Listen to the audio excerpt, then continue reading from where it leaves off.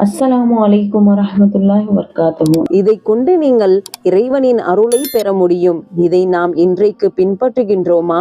குர்ஆன் ஓதக்கூடிய சபையில் நாம் இன்று எப்படி நடந்து கொள்கின்றோம்? நபி ஸல்லல்லாஹு அலைஹி வஸல்லம் அவர்களின் இரவெல்லாம் குர்ஆனை ஓதியும் கேட்டுமே கழிந்தது. நம்முடைய வீட்டில் நாம் இதை கடைபிடிக்க வேண்டாமா? அப்படி குர்ஆனை ஓதியும் கேட்டும் நம் உறக்கத்தை ஆரம்பித்தால்தான் அல்லாவின் அருளை பெற்றவர்களாக, அல்லாவின் பாக்கியத்திற்கு உள்ளானவர்களாக நாம் இருக்க முடியும்.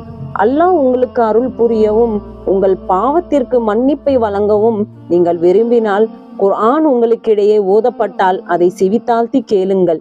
பூமியில் சில மலக்குகளை அல்லாஹ் சுற்றி வர செய்வான். அவர்களின் வேலையே எங்கெல்லாம் அல்லாவின் வசனங்கள் ஓதப்பட்டு உபதேசம் செய்யப்படுகின்றதோ அங்கே வந்து நின்று கொள்வார்கள். அப்பொழுது நீங்கள் குர்ஆனின் வசனங்களை செவியேற்கும் போதெல்லாம் தரையிலோ அல்லது இருக்கையிலோ அமர்ந்து நீங்கள் அதை கேட்கவில்லை, மலக்குமார்களின் இருக்கையில் அமர்ந்து கேட்டு கொண்டிருக்கிறீர்கள் என்பதை நினைவில் கொள்ளுங்கள். இதை கேட்கையில் உங்களுடைய மெய் சிலிக்கின்றதா இல்லையா? அப்படி சுற்றி திரியக்கூடிய மலக்குமார்கள் குர்ஆனை கேட்பவனுடைய நன்மைகளையே போட்டி போட்டுக்கொண்டு இறைவனிடம் எடுத்து செல்ல, இறுதியில் ஒரு மலக்கு அந்த நன்மையை கையில் எடுக்க, அவர் அடுத்த மலக்கிடம் அந்த நன்மையை கொடுக்க, இவ்விதம் மலக்குமார்கள் அனைவரின் கையிலும் அந்த நன்மை சுமப்பதற்காக வேண்டி வானவர்கள் ஆசைப்படுவார்கள். இவ்விதம் போட்டி போட்டு கொண்டு சென்ற மலக்குமார்களை பார்த்து அல்லாஹ் கேட்பானாம், மலக்குமார்களே, நீங்கள் எங்கிருந்து வருகிறீர்கள்? உன்னை பற்றி பேசிக்கொண்டு உன்னுடைய வசனங்களை ஓதிக்கொண்டும் இருந்தார்களே, அப்படிப்பட்ட நல்லடியார்களிடமிருந்து நாங்கள் வருகின்றோம் என்று வானவர்கள் பதிலளிப்பார்களாம்.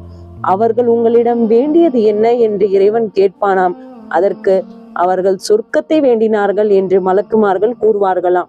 பதிலுக்கு இறைவன், அவர்கள் சொர்க்கத்தையும் நரகத்தையும் பார்த்திருக்கிறார்களா என கேட்பானாம். மலக்குமார்கள், இல்லை, அவர்கள் சொர்க்கத்தையும் நரகத்தையும் கண்டதில்லை, ஆனால் சொர்க்கத்திற்கு வர வேண்டும் என ஆசை கொள்கிறார்கள்.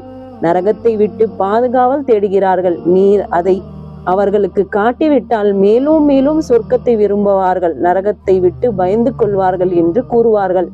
அதற்கு இறைவன், அந்த சபையில் உள்ள அனைவருக்கும் இந்த நன்மையை நீங்கள் அளித்து விடுங்கள் என்று கூறுவான். இப்படி அந்த சபையில் வேறு தேவைக்கு வந்து அமர்ந்திருக்கும் மனிதன் உட்பட அனைவருக்கும் அந்த நன்மை வழங்கப்படுகிறது என்று திருமதியில் பதிவாகியுள்ளது இந்த ஹதீஸ். இப்படி குர்ஆனை செவியேற்கும் அனைவருக்கும் தன்னுடைய அருளையும் கருணையும் வாரி வழங்குகின்றான் அல்லாஹ் சுப்ஹானஹு வ தஆலா. இனி வரும் காலங்களில் குர்ஆன் ஓதக்கூடிய சபைகளில் அமர்ந்து செவித்தாழ்த்தி கேட்போம்.